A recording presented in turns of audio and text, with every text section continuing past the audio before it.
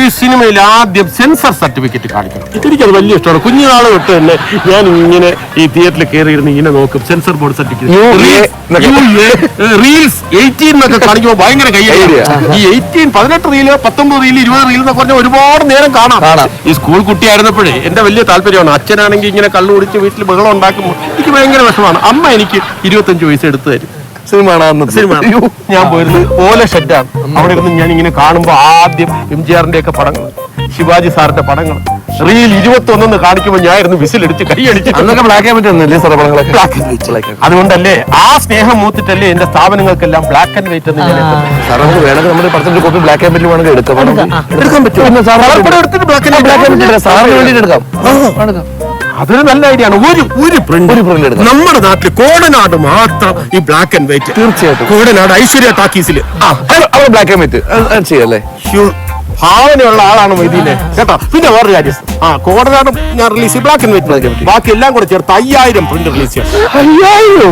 5000 അതായത് നമ്മുടെ ഗൾഫിൽ മാത്രം ഞാനൊരു 1000 പ്രിന്റ് റിലീസ് ചെയ്യാനുള്ള ഏർപ്പാട്. ബാക്കി എല്ലാ സ്ഥലത്തും അമേരിക്കയിൽ റിലീസ് ചെയ്യണം. പിന്നെ മലേഷ്യയിൽ ഒന്നീ തമിഴ് ഡബ് ചെയ്യാം. പിന്നെ തെലുങ്ക് കുറച്ച് ഡബ് ചെയ്യണം. പിന്നെ സബ് ടൈറ്റിലൊക്കെ കാണിച്ച് അങ്ങനെയൊക്കെ അറേഞ്ച്മെന്റ് ഉണ്ട്. വേറെ ഭാഷയിൽ എഴുതി കാണിക്കാമല്ലോ. 5000 പ്രിന്റ് റിലീസ് ചെയ്യും. എന്ത് വന്നാലും കാനഡക്ക് റിലീസ് ചെയ്യും. പിന്നെ വേറെ കാര്യമുണ്ട്. ഓരോ രാജ്യത്തിലും നമ്മുടെ ഹോൾ ടീം പോകും. പാസ്പോർട്ടൊക്കെ റെഡിയാക്കാന്ന് പറഞ്ഞാൽ ഞാനിവിടെ കിടന്നു പോകരുത്. ഇല്ല ഖാദറിനെ കൊണ്ടുപോയിരിക്കും. എല്ലാവരും കൂടെ പോകും. മനോഹരമായ അസ്തമയം, മനോഹരമായ കാഴ്ച. സായനസൂര്യനെ കാണാൻ ഭയങ്കര ഭംഗിയാണ്. ഇത് കാണുമ്പോൾ എനിക്ക് ഓർമ്മ വരുന്നത് പണിതീരാത്ത വീട്ടില് സേതു മാധവൻ സാറിന്റെ ഡയറക്ടറിൽ നസീർ സാർ സുപ്രഭാതം സുപ്രഭാതം അതേപോലെ നമ്മുടെ സിനിമയിൽ ഒരു സീൻ ഉണ്ടാവണം. ഇപ്പുറത്ത് മമ്മൂട്ടി, ഇപ്പുറത്ത് മോഹൻലാൽ. ആയിക്കോട്ടെ, നായിക ദീപിക പതുപോലെ ഉണ്ട്. നായികയുടെ അനിയത്തി ആയിക്കോളും. എല്ലാവരും കൂടെ അസ്തമയം കാണുക. ആ അസ്തമയ ഭംഗി ആരുടെ ഫോൺ അടിക്കുന്നത്? എനിക്ക് ഒറ്റ മിനിറ്റ് സാർ. ഹലോ, ആരാ? ഞാനിപ്പോ അങ്ങോട്ട് വരാം. ആയിക്കോട്ടെ. അപ്പൊ ഞാൻ പറഞ്ഞു, നമ്മുടെ പടം കഴിയുന്നതും മെയ് 25-ാം തീയതി അല്ലെങ്കിൽ 26-ാം തീയതി റിലീസ് ചെയ്യണം. കാര്യം എന്താണെന്ന് ചോദിക്കും. അതായത് സിനിമ കാണാൻ വരുന്ന കുടുംബങ്ങൾക്കെല്ലാം തന്നെ സ്കൂൾ തുറക്കുന്നത് പ്രമാണിച്ച് ഒരു കിറ്റ് കൂടെ ഞാൻ കൊടുക്കും. എന്റെ പടം കാണാൻ വരുന്നവരെല്ലാം തന്നെ ഈ കിറ്റുമായിട്ട്, അതിനകത്ത് കുറച്ച് നോട്ട്ബുക്കുകൾ, ആ വർഷത്തെ പാഠപുസ്തകങ്ങൾ, ഇൻസ്ട്രുമെന്റ് ബോക്സ്, ലഞ്ച് ബോക്സ്, ഇതെല്ലാം ഞാൻ സെറ്റ് ചെയ്യും. വാട്ടർ ബോട്ടിലും ഉണ്ടാവും. ഇതെല്ലാം കൊടുത്ത് സിനിമ കണ്ടിട്ട് പോകുമ്പോൾ എല്ലാവരുടെ കയ്യിലും ബാഗുമായിട്ട് ഇങ്ങനെ വരും. നിങ്ങൾ പ്രൊഡക്ഷൻ കൺട്രോൾ മൊയ്തീൻ ആ നിൽക്കുന്ന ആളുണ്ടല്ലോ, പുള്ളി എന്റെ ബന്ധുവാ. അല്ലല്ലോ, കരിക്ക് പിന്നീട് കരിക്ക് കുടിക്കും. ഇപ്പൊ വേണ്ട, ഞാൻ പുള്ളിയെ കൊണ്ടുപോകാൻ വേണ്ടി വന്നതാ.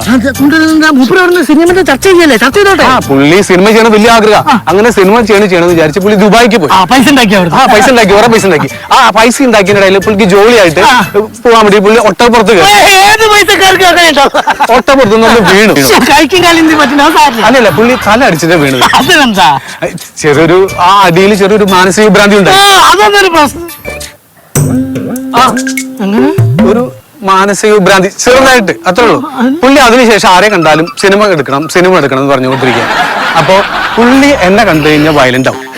എങ്ങനെയെങ്കിലും പുള്ളി എന്നെ എന്റെ ഈ വണ്ടിയിൽ നിന്ന് കയറ്റി തരണം, ഞാൻ കൊണ്ടുപോകണം. നിങ്ങളിപ്പോ എന്താ പറയണ? മൂപ്പർക്ക് ഭ്രാന്താണാണോ പറയണേ? ഭ്രാന്തെന്നല്ല, ചെറിയൊരു മാനസിക ഭ്രാന്തി. എന്റെ ദൈവമേ, ഞാനിനി ഖാദറിനോടും ഡിക്രൂസിനോടും എന്ത് പറയുമോ? എന്ത് പറയാനാ? നിങ്ങൾ എന്റെ വണ്ടിയിൽ നിന്ന് കയറ്റി തന്നോ? ഞാൻ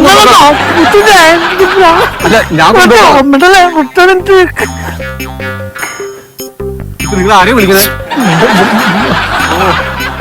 ഡിക്രൂസ് ഞാനാണോ പോയിട്ടില്ല? ഡിക്രൂസ് ആരാ? ഞാൻ കറിയണമെന്നല്ല, ചിരിക്കണതാ സന്തോഷം കൊണ്ട്. നീ ആ ഖാദറിനെ കൂട്ടി ഒന്ന് ചേരാൻ വരുമോ? എന്തിനാന്നോ ഒരു സന്തോഷ വർത്താനം പറയാനാ? പുള്ളി അറിയണ്ട, നീ ഒറ്റക്ക് കൊണ്ട് വന്നാ മതി. ഖാദറിനെ കൂടി കൂട്ടിക്കോ? അല്ല, പുള്ളി ഒന്ന് വണ്ടിയിൽ കയറ്റി തന്നാ ഞാൻ കൊണ്ടുപോകാം. ഞങ്ങൾ എല്ലാത്തിനും കൂടി വണ്ടി കയറ്റി തരാം കേട്ടോ. അയ്യോ,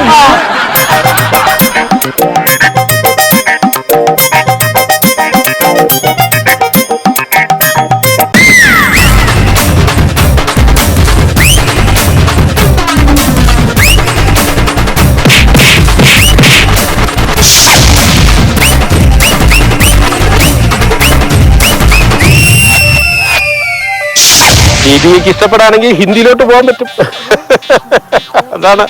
അതാണ് ഞാൻ അങ്ങനെ കാസ്റ്റ് ചെയ്യാന്ന് വിചാരിച്ചത്. ദീപികയുടെ അനിയത്തി രണ്ടും ഹീറോയിന് തുല്യമായിട്ടുള്ള വേഷങ്ങളാണ്. മതിയല്ലോ, അതാണ് നല്ല അതർ ലാംഗ്വേജസിൽ പോകാന്ന് പറഞ്ഞൊരു ഭാഗ്യമാണ്.